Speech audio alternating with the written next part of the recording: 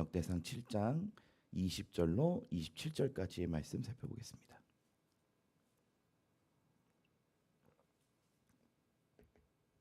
네, 함께 합독하시겠습니다. 에브라임의 아들은 수델라요, 그의 아들은 베렛이요, 그의 아들은 다하시요, 그의 아들은 엘르아다요, 그의 아들은 다하시요, 그의 아들은 사바시요, 그의 아들은 수델라며, 그가 또 에셀과 엘르앗을 낳았으나 그들이 가드 원주민에게 죽임을 당하였으니 이는 그들이 내려가서 가드 사람의 짐승을 빼앗고자 하였습니다. 그의 아버지 에브라임이 여러 날 슬퍼함으로 그의 형제가 가서 위로하였더라. 그리고 에브라임이 그의 아내와 동침함에 임신하여 아들을 낳으니 그 집이 재앙을 받았으므로 그의 이름을 브리아라 하였더라. 에브라임의 딸은 세라이니 그가 아래 윗성 벳호론과 우센세에라를 건설하였더라.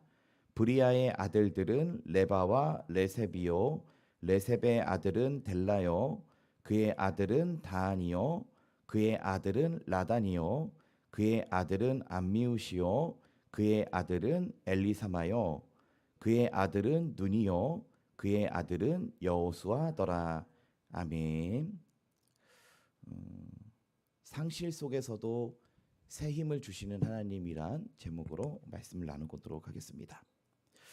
오늘 읽어보신 이 역대상 7장 20절 이하의 말씀을 살펴보시면 에브라임 지파의 가계에 대해서 기록을 하고 있습니다. 이 에브라임은 누구의 아들이죠? 요셉의 아들이지만 하나님의 은혜로 인해서 이스라엘의 12지파 중에 요셉과 레위 지파를 대신하여서 요셉의 두 아들이었던 에브라임과 므낫세가 그 12지파에 함께 이렇게 포함이 되게 되는, 그러니까 이 에브라임 지파 므낫세 지파의 아버지였던 요셉이 이스라엘 12 아들 중에서 빠지고 대신 요셉 대신에 이 두 아들이 이제 이스라엘의 12지파로서 이제 이렇게 행진을 하게 됩니다. 그 과정 가운데 이 세워진 지파가 에브라임 지파이지요.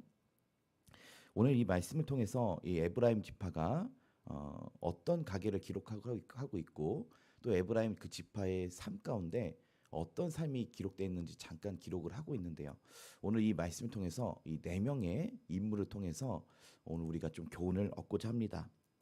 먼저는 에브라임이라고 하는 인물에 대해서 좀 살펴보려고 합니다. 에브라임이라고 하는 이름의 뜻은 번성하다, 그리고 두 배의 축복이라는 뜻을 갖고 있습니다. 앞서도 말씀드렸지만 에브라임의 아버지는 요셉이었죠. 요셉이 이 애굽에서 나그네 생활을 할 때 하나님이 요셉에게 위로하고자 주신 두 명의 아들이 있었습니다. 첫째는 므낫세였고 그 이름의 뜻은 내가 아버지의 온 집의 일을 잊어버렸다. 내가 아버지의 집에서 있었던 그 상처를 내가 이제 잊어버렸다라고 한 뜻을 갖고 있고요. 이 둘째로 차남이 에브라임이었죠.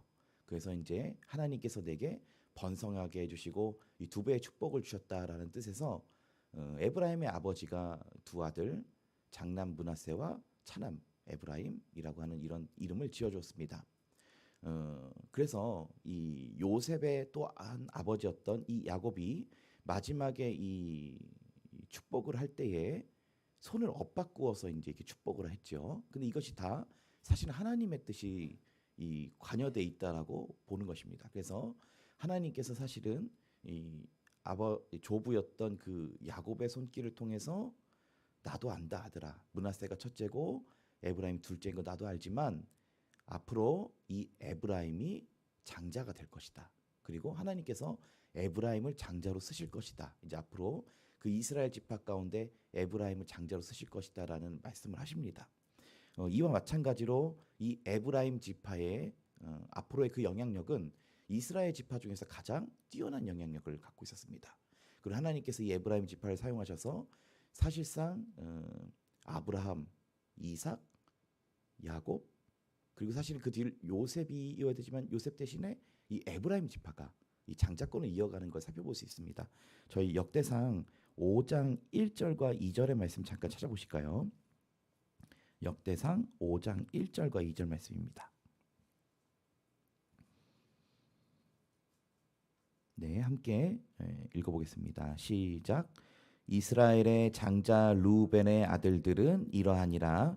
르우벤은 장자라도 그의 아버지의 침상을 더럽혔으므로 장자의 명분이 이스라엘의 아들 요셉의 자손에게 돌아가서 족보에 장자의 명분대로 기록되지 못하였느니라. 유다는 형제보다 뛰어나고 주권자가 유다에게서 났으나 장자의 명분은 요셉에게 있으니라. 아멘. 자, 그래서 이 장자권이 사실은 유다에게 갈 법도 하지만 요셉에게 갔다라고 기록하고 있고, 요셉 대신에 얻은 이 에브라임, 므낫세 에브라임, 그 중에서도 에브라임에게 이제 이 이스라엘의 장자권이 흘러간다라는 걸 이렇게 살펴볼 수 있습니다. 자, 그래서 이 에브라임이라고 하는 이 인물은 어떻게 보면 이 이스라엘의 장자권을 이어가는 인물이었고요. 그리고 그 하나님의 축복대로 실제로도 이스라엘에서 막강한 힘을 가졌던 이 지파가 바로 이 에브라임 지파였습니다. 오늘은 이 에브라임이 겪었던 일에 대해 살펴보려고 합니다. 첫째로 이 에브라임을 살펴보았고요. 둘째로 그에게는 2명의 아들이 태어나게 되는데요. 그 중에서 여러 명의 아들이 있었지만 2 아들이 있었습니다. 그 이름이 에셀과 엘르앗이라고 하는 2 아들에 대해서 좀 살펴보려고 합니다. 저희 21절 말씀 함께 읽어보시겠습니다. 그의 아들은 사밧이요 그의 아들은 수델라며 그가 또 에셀과 엘르앗을 낳았으나 그들이 가드 원주민에게 죽임을 당하였으니 이는 그들이 내려가서 가드 사람의 짐승을 빼앗고자 하였음이라. 아멘. 이 에브라임에게는 여러 아들들이 있었는데요. 그 가운데 저 오늘 이 말씀을 보시면은 20절 말씀 보시면 에브라임의 아들은 수델라요 그의 아들은 베레시오라고 그의 아들은 다시오라고 이제 에브라임의 가계가 7대 손으로 이어지는 것 같지만 이 주석을 살펴보니까 이게 가계, 그러니까 7대 손이다라는 이런 뜻보다도 에브라임의 아들들을 이렇게 기록을 해놓은 것 같다라고 하는 의견이 있더라고요. 자, 그러니까 이 에브라임의 아들의 아들이 21절에 에셀과 엘르앗이 아니라 에브라임의 아들이 21절에 에셀과 엘르앗이다라고 우리가 살펴볼 수 있다는 것입니다. 이 부분을 묵상하셨던 분이 있다면 이것이 좀 헷갈릴 수도 있는데요. 에브라임의 7대 손이 어떻게 죽는 걸 에브라임이 봤나라고 이제 헷갈리는 것이 아니라 이 에셀과 엘랏이 에브라임의 아들이었다. 좀 이렇게 생각하시면 좋을 것 같습니다. 이게 좀 기록을 하면서 이게 좀 어려운 점이 있었던 것 같습니다. 성경을 기록하면서 조금 이게 어려움이 있었던 것 같습니다. 자, 그래서 21절에 나오는 이 에셀과 엘르앗에 대한 얘기인데요. 이 에셀과 엘르앗이 어떤 삶을 살았냐? 이 친구들이 보면은 그들이 가드 원주민에게 죽임을 당했다라고 기록을 하고 있습니다. 이 살해 당했다는 거죠. 근데 왜 살해를 당했냐 하고 보면 이는 그들이 내려가서 가드 사람의 짐승을 빼앗고자 하였습니다라고 얘기하고 있습니다. 그러니까 이게 한마디로 좀 요약하자면 이 에셀과 엘르앗이라고 하는 이 에브라임의 2 아들이 한마디로 욕심부리다가 그러니까 짐승을 빼앗고 탈취하고 싶은 이런 마음을 갖고 이 가드, 그러니까 블레셋이라고 하는 그 지역에 내려가 가지고 그 가드 사람이 갖고 있던 짐승을 훔쳐 올려가다가 그 가드 사람들에게 죽임을 당했다라고 하는 것입니다. 자, 이것이 욕심을 부린 이유가 무엇이냐면 이 길이 만약에 하나님께서 에셀과 엘르앗이라고 하는 2 아들에게 내려가서 탈취하라라고 하는 마음을 주셔서 내려갔다면 그들의 생명에는 위험이 없었을 것입니다. 하나님께서 만약에 그 길을 인도해 주셨더라면은 그냥 무사히 그냥 그 가축을 갖고 빼앗았고 왔겠죠. 그런데 이런 전쟁이 하나님의 의한 뜻이 아니라 순전히 이 자기의 뜻이라고 살펴볼 수 있습니다. 그러니까 어떻게 보면 이 2 아들이 그 욕심을 낸 것이죠. 욕심을 부리다가 그 가드의 사람의 짐승을 약탈하려다가 도리어 그 2 아들이 이 죽임을 당하게 되었다는 것입니다. 이 참으로 이 안타까운 일이었죠. 자, 이렇게 이 에셀과 엘랏이라고 하는 이 2 아들이 죽자 에브라임은 이제 그 아버지로서 이 몇 날 동안 이 슬퍼하게 됩니다. 이렇게 에브라임이 자식을 잃은 슬픔으로 이렇게 슬퍼하고 있을 때 하나님께서 그의 마음을 위로를 해주십니다. 에브라임의 마음을 어떻게 위로해 주시냐면은 그 죽은 아들들 대신 새 아들을 주십니다. 저희 23절 말씀 함께 읽어보시겠습니다. 그리고 에브라임이 그의 아내와 동침함에 임신하여 아들을 낳으니 그 집이 재앙을 받았으므로 그의 이름을 브리아라 하였더라. 아멘. 이 세 번째 인물 브리아에 대해서 좀 살펴보려고 합니다. 이 브리아라고 하는 인물은 앞서 죽은 이 두 아들 대신에 하나님이 에브라임에게 주신 새 아들입니다. 그러니까 하나님이 그 상실한 마음, 어떻게 보면 그 두 아들이 죄악된 길로 걸어가다가 자기의 마음대로 걸어가다가 자기의 그 욕심대로 내려가다가 이 땅에서 죽임을 당하고 그 상실된 마음을 경험했을 때, 부모가 그 상실된 마음을 경험했을 때 하나님이 그 에브라임의 마음을 위로하기 위해서 새 아들을 주신 아들이 바로 이 브리아다라는 것입니다. 그러면 사실은 하나님께서 그 에브라임의 마음을 위로하려고 하셨고 또 에브라임에게 축복을 주시려고 이 아들을 주었는데 에브라임은 그의 아들을 브리아라 하였으니 이 브리아라는 이름의 뜻은 뭐냐면 바로 재앙이라는 뜻입니다. 재앙. 에브라임이 그 아들의 이름을 재앙이라고 부른 데는 왜 그랬을까요? 왜냐면은 자기의 지금 마음이 너무 슬프기 때문에, 자기가 지금 두 아들을 잃었다라고 하는 이런 재앙을 겪은 것 같아서 새로 태어난 아들의 이름을 브리아라고, 재앙이라고 지었다라는 것입니다. 자, 그러면 과연 이 브리아라고 하는 이 아이의 이름이 재앙이라는 뜻인데요. 브리아는 과연 그 집의 재앙이었을까요?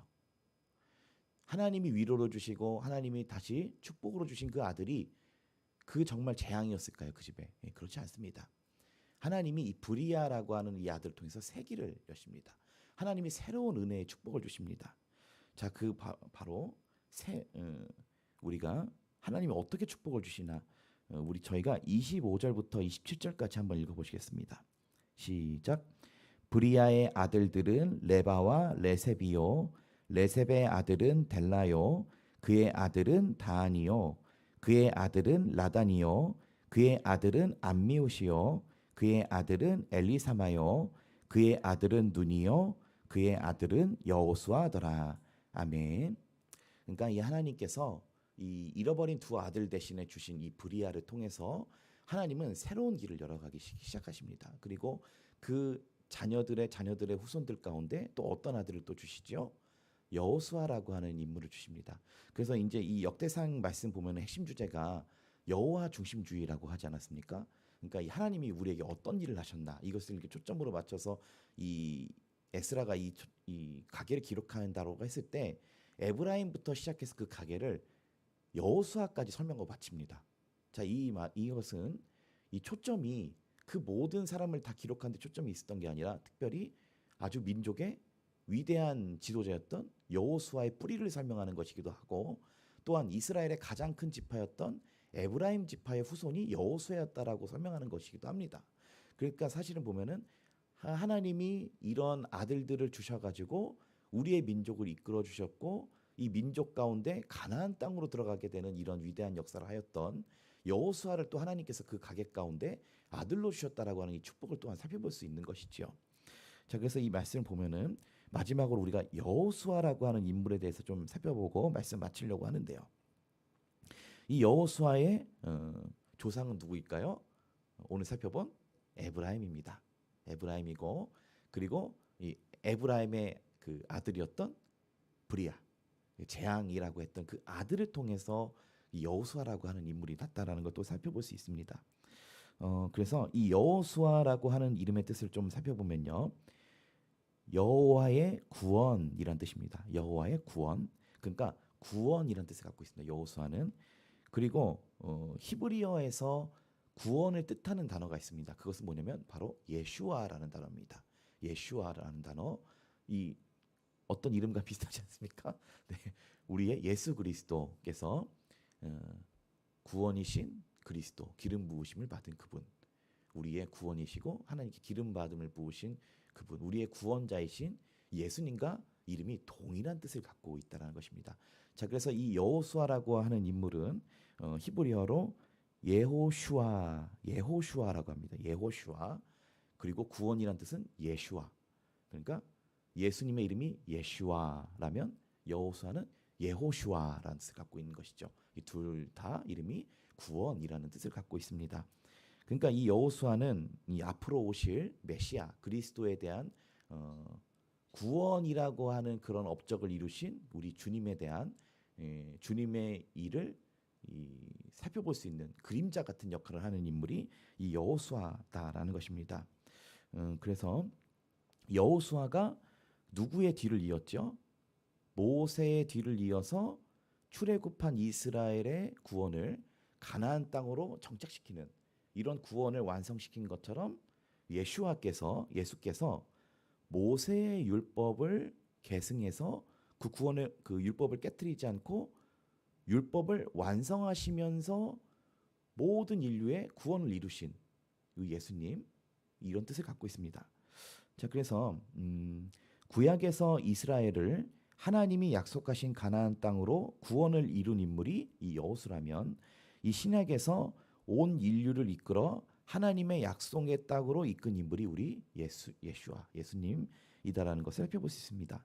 이런 측면에 있어서 하나님이 여호수아라고 하는 인물을 에브라임에게 주셨고 또한 이 브리아라고 하는 이 자녀를 통해서 그 가계를 이어간다라는 걸 오늘 좀 살펴보면서 말씀을 좀 마무리하도록 하겠습니다. 오늘 본문에는 이 에브라임의 가계도와 에브라임이 겪었던 일로 시작해서 여호수아까지의 이 가계를 기록을 하고 있습니다. 에브라임의 두 아들은 이 욕심을 부리다가 가드 사람에게 죽은 일이 있었습니다. 한마디로 이 자기의 죄와 그 욕심 때문에 죽임을 당한 것이지요. 에브라임은 상실을 경험했으나 하나님께서는 그에게 새로운 아들을 주셨습니다. 그 아들은 바로 이 브리아라고 하는 인물이었습니다. 근데 이 브리아라고 하는 이름을 지은 것은 에브라임이죠. 근데 브리아라고 하는 아이를 주신 것은 하나님이십니다. 그래서 하나님은 사실 에브라임의 마음을 위로하시고 에브라임에게 축복을 주시려고 너가 분명히 상실을 당했지만 하나님께서는 또 그 상실된 마음을 회복을 시켜 주시려고 그 상실된 인생에 또 새로운 축복을 주시려고 이 브리아라고 하는 아이를 주셨는데 에브라임은 그 아들의 이름을 재앙이라고 했습니다. 그러나 이 브리아는 재앙이 아니라 에브라임의 가계도에서 너무도 큰 축복이었습니다. 또 그 아들의 아들을 통해서 여호수아라고 하는 이름 아들을 또 주셨기 때문에 그렇습니다. 오늘 말씀을 좀 마치면서 우리가 매일 죄로 말미암아 상실을 경험하고 또한 때로는 우리가 우리의 현실을 평가할 때 재앙이라고 평가하기도 하지만 하나님이 우리에게 하신 일을 한번 생각을 해볼 때에는 하나님은 우리에게 날마다 위로를 주시고 또 은혜를 주시는 하나님이시다라는 것입니다. 또 그리고 하나님은 우리에게 날마다 축복을 주시는 하나님이시다라는 것입니다. 우리의 관점에서 우리가 죄로 말미암아 상실을 당하고 또 현실을 보고 평가하고 새 아들을 주셨는데 그것을 재앙이라고 부른 에브라임이었지만 사실 하나님이 하신 일은 에브라임 가계도에 너무도 큰 축복을 내려주셨다라는 것입니다. 여러분 우리가 삶에서 상실을 경험할 때마다 그리고 우리가 우리의 삶을 재앙이라고 평가할 때마다 그런 게 아니라 우리에게 위로해 주시고 날마다 또 은혜를 주시고 또 새 길을 열어주시고 그 가게를 축복해 주시는 그 하나님을 바라보시는 하나님을 묵상하시는 저 여러분 되시기를 소원합니다. 기도하시겠습니다.